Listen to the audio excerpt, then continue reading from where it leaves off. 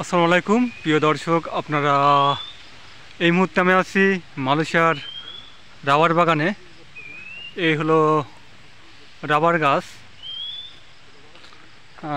আস্তে আস্তে অন্ধকার হয়ে গেছে, একটু দেখাই। প্রতিটা গাছের গোড়ায় দেখতে পারবেন এইভাবে কাটা আছে। এ হলো রাবারের টং পাতা আছে। আমি যেহেতু আস্তে আস্তে আমাদের সন্ধ্যা হয়ে গেছে, এর জন্য আর সেইভাবে দেখাতে পারলাম না, কিন্তু এইটাই হলো মালয়েশিয়ার রাবার বাগান। আমি একটু দেখাই। গাছগুলো অনেক বড় হয়েছে, অনেক বড়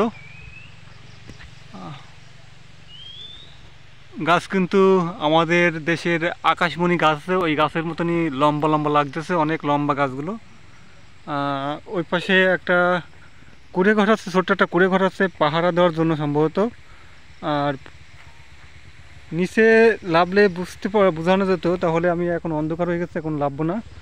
আমি এর গাছটা দেখাই। ওই দেখেন, এই গাছের প্রত্যেকটা গাছের গোড়ায় ছোট ছোট ঢং বা বালতি পাতা আছে, গ্লাসের মতন প্রত্যেকটা গাছে। এই হলো মালয়েশিয়ার রাবার বাগান। আবার